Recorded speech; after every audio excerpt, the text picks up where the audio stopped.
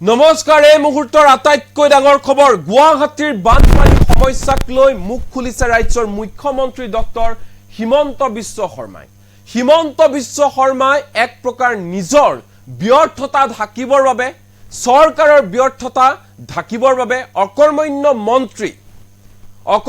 মন্ত্ৰী যিগৰাকী মন্ত্ৰীয়ে পানীৰ ৰঙা আৰু কলা বিচাৰ কৰে উপলুঙা কৰে সেইগৰাকী মন্ত্ৰীৰ ব্যৰ্থতা ঢাকিবৰ বাবে হিমন্ত বিশ্ব শৰ্মাই মন্তব্য প্ৰকাশ কৰি গুৱাহাটীৰ বানপানীৰ সমস্যাৰ বাবে মেঘালয়ক জগৰীয়া কৰিছে। পুনৰবাৰ কৈছো গুৱাহাটীৰ বানপানীৰ সমস্যাক লৈ এক প্ৰকাৰ হাত দাঙি দিছে এই মুহূৰ্তত হিমন্ত বিশ্ব শৰ্মাই। হিমন্ত বিশ্ব শৰ্মাৰ ফালৰ পৰা কোৱা হৈছে মেঘালয়ৰ পানীৰ বাবে এনে ধৰণৰ এক অভাৱনীয় পৰিস্থিতিৰ সৃষ্টি হ'ল মহানগৰী গুৱাহাটীত হোৱা বানপানীৰ বাবে জগৰীয়া হৈছে USTM আৰু দিল্লী পাব্লিক স্কুল আৰু সেই দুয়োখন শিক্ষা প্ৰতিষ্ঠানৰ বাবে মহানগৰী গুৱাহাটীত এনে ধৰণৰ এক অভাৱনীয় পৰিস্থিতিৰ সৃষ্টি হ'ল। কাহানিও নোহোৱা পৰিৱেশৰ সূচনা হ'ল মহানগৰী গুৱাহাটীত। এনে ধৰণৰ মন্তব্য প্ৰকাশ কৰিছে ৰাজ্যৰ মুখ্যমন্ত্ৰী ডক্টৰ হিমন্ত বিশ্ব শৰ্মাই। এই মুহূৰ্তত জনাইছো এই ডাঙৰ খবৰ গুৱাহাটীৰ বানপানীৰ সমস্যাক লৈ হাত দাঙি দিলে মুখ্যমন্ত্ৰী হিমন্ত বিশ্ব শৰ্মাই। গুৱাহাটীৰ বানপানীৰ সমস্যাক লৈ দায়খৰা মন্তব্য মুখ্যমন্ত্ৰী হিমন্ত বিশ্ব শৰ্মাৰ। USTM দিল্লী পাব্লিক স্কুলৰ বাবে গুৱাহাটীত পানী হৈছে। গুৱাহাটীৰ বানপানীৰ সমস্যাৰ বাবে দুখ জাপি দিয়া হৈছে USTM আৰু দিল্লী পাব্লিক স্কুলক। মেঘালয়ৰ পৰা অহা পানীৰ বাবে হৈছে গুৱাহাটীত বান। অতিমাত্ৰা পানী বহন কৰাৰ ক্ষমতা নাই গুৱাহাটীৰ নলাৰ। স্মাৰ্ট চিটিয়ে বহন কৰিব নোৱাৰে বৰষুণৰ পানী আৰু ইয়াৰ বাবে আমি নেক্সট লেভেলৰ স্মাৰ্ট চিটি বনাব লাগিব এনে ধৰণৰ মন্তব্য কৰিবলৈ বাধ্য হৈ পৰিছে হিমন্ত বিশ্ব শৰ্মাই। বৰ্তমানতকৈ দুগুণ ডাঙৰ নলা নৰ্দমা নিৰ্মাণ কৰিলেহে নিয়ন্ত্ৰণ হ'ব কৃত্ৰিম বান। মেঘালয়ত অপৰিকল্পিতভাৱে গঢ়ি উঠা বিভিন্ন অনুষ্ঠান প্ৰতিষ্ঠান আৰু অভিলেখ পৰিমাণৰ বৰষুণৰ বাবে গুৱাহাটীত সোমবাৰে সৃষ্টি হৈছিল অভূতপূৰ্ব কৃত্ৰিম বান। বৰ্তমান অৱস্থাত গুৱাহাটীৰ কৃত্ৰিম বান নিয়ন্ত্ৰণ কৰিবলৈ আৰু অত্যাধুনিক প্ৰযুক্তি ব্যৱহাৰ কৰাৰ প্ৰয়োজন আছে এনে ধৰণৰ মন্তব্য প্ৰকাশ কৰিছে ৰাজ্যৰ মুখ্যমন্ত্ৰী ডক্টৰ হিমন্ত বিশ্ব শৰ্মাই। কিন্তু আমাৰ প্ৰশ্ন হৈছে পোনপটীয়া হিমন্ত বিশ্ব শৰ্মালৈ। যদি ইমানবোৰ কথা আপোনালোকে জানে যদিহে মেঘালয়ৰ পৰা পানী অহাৰ বাবে গুৱাহাটীত এনেকুৱা ধৰণৰ ভয়ংকৰ পৰিস্থিতিৰ সৃষ্টি হ'ব এই কথা যদি আপোনালোকে আগতীয়াকৈ জানে তেনেহ'লে ইমান দিনে কি কৰি আছে? গুৱাহাটী উন্নয়নৰ নামত কোটি কোটি টকা খৰচ কৰিছে। কোটি কোটি টকা খৰচ কৰি ডাঙৰ ডাঙৰ ঘোষণা কৰিছে। স্মাৰ্ট চিটিৰ কথা কৈছে গুৱাহাটী। কিন্তু কি হৈছে? এতিয়া গুৱাহাটীবাসী যেতিয়া বানত কক বকাই থাকিবলগীয়া হৈছে তেতিয়া নিজৰ ব্যৰ্থতা ঢাকিবৰ বাবে মেঘালয়ৰ ওপৰত আপোনালোকে দুখ জাপি দিছে। কেনেকৈ হ'ব মুখ্যমন্ত্ৰী হিমন্ত বিশ্ব শৰ্মা ডাঙৰীয়া? পোনপটীয়া প্ৰশ্ন আপোনালৈ যে মহানগৰী গুৱাহাটীৰ উন্নয়নৰ বাবে ইমানবোৰ হাজাৰ হাজাৰ কোটি টকা আপোনালোকে ক'ত খৰচ কৰিলে? কি উন্নতি কৰিলে মহানগৰী গুৱাহাটীৰ? কি উন্নয়ন হ'ল মহানগৰী গুৱাহাটীৰ? চিধি প্ৰশ্ন এই মুহূৰ্তত হিমন্ত বিশ্ব শৰ্মালৈ গুৱাহাটীবাসী।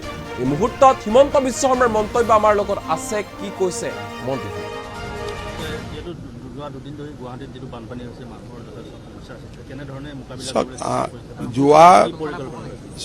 যোৱা পৰহি দিনাখন গুৱাহাটীত অভূতপূৰ্ব বৰষুণ হয় আৰু গুৱাহাটীৰ আমি যিটো নলা নৰ্দমা আমি নিৰ্মাণ কৰিছোঁ সেই নলা নৰ্দমাবিলাকে ইমান ডাঙৰ পানী ধৰি ৰখাৰ আমাৰ ক্ষমতা নাই। গতিকে বছৰত এনেকুৱা এটা বা দুটা দিনৰ আমি সন্মুখীন হওঁ যি দুটা দিন আমাৰ নিয়ন্ত্ৰণৰ বাহিৰত গুচি যায়। যোৱা বছৰটোত যিমান বৰষুণ হৈছে তাৰ 25% বৰষুণ যোৱা পৰহি দিনাখন একেলগে হৈছে। গতিকে ই আমাৰ নিয়ন্ত্ৰণৰ বাহিৰত আৰু ইয়াক নিয়ন্ত্ৰণ কৰিবৰ কাৰণে আমি ইয়াতকৈ দুগুণ ডাঙৰ নলা নিৰ্মাণ কৰিব লাগিব, নৰ্দমা নিৰ্মাণ কৰিব লাগিব, মানুহৰ পৰা মাটি বাৰী লেণ্ড একুইজিশ্যন কৰিব লাগিব। এটা প্ৰথম কথা। দ্বিতীয়তে মেঘালয়ৰ পৰা পানী অভূতপূৰ্বভাৱে নামি অহাৰ কাৰণ হ'ল USTM ইউনিভাৰ্চিটি।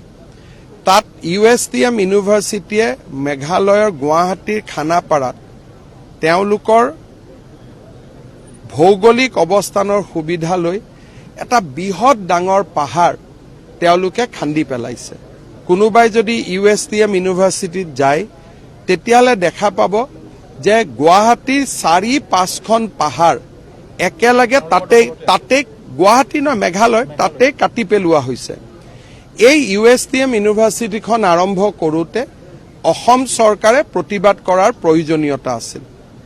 আগতে মেঘালয়ৰ পানী অসমত আহিছিল, লাহে লাহে আহিছিল। USTM ইউনিভাৰ্চিটি হোৱাৰ পৰা অভূতপূৰ্বভাৱে গুৱাহাটীত পানী নামি আহে। এই USTM ইউনিভাৰ্চিটিখন হোৱাৰ সময়ত অসম চৰকাৰে মেঘালয় চৰকাৰৰ লগত কথা পাতিব লাগিছিল যে অকণমান দূৰত তেওঁলোকক অনুমতি দিয়ক। লগত এখন দিল্লী পাব্লিক স্কুলো হ'ল। মেঘালয় গুৱাহাটীৰ ওচৰত থকা ভৌগোলিক অৱস্থানৰ সুবিধা লৈ গুৱাহাটীৰ মানুহে গৈ মেঘালয় চৰকাৰৰ অনুমতি লৈ তাৰ ওচৰ পাজৰৰ যিটো পাহাৰ গোটেই পাহাৰবিলাক কাটি অনুষ্ঠান আৰম্ভ কৰিছে। বিষয়টো মেঘালয়ৰ মুখ্যমন্ত্ৰী ডাঙৰীয়াৰ লগত মই কথা পাতিম, বাট ডেমেজ ইজ অলৰেডি ডান। যি ডেমেজ হ'ব লাগিছিল তাক হৈ গ'ল। এতিয়া উপায় এটাই যে এই পানীখিনি আমি দীপৰ বিললৈ ডাইভাৰ্ট কৰি লৈ যাব লাগিব বা শিলখাকু বিললৈ ডাইভাৰ্ট কৰি লৈ যাব লাগিব। কিন্তু ডাইভাৰ্ট কৰি লৈ যোৱাৰ বাবে মাজেদি যদি নলা নৰ্দমা বনাওঁ বহুত লেণ্ড একুইজিশ্যন লাগিব, যিটো আমাৰ আৰ্থিক ক্ষমতাৰ ভিতৰতো নপৰে। গতিকে ইয়াত আৱেগিক হোৱাৰ পৰিৱৰ্তে আমি প্ৰেক্টিকেলি কেনেকৈ এই সমস্যাবোৰ সমাধান কৰিব পাৰোঁ আমি চাম।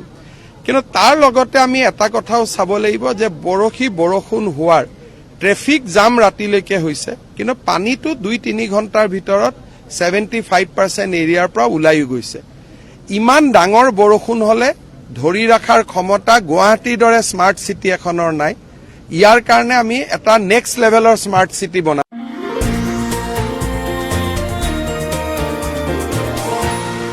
এনিটক্স, সোঁতৰ বিপৰীতে ৰাইজৰ স্বাৰ্থত।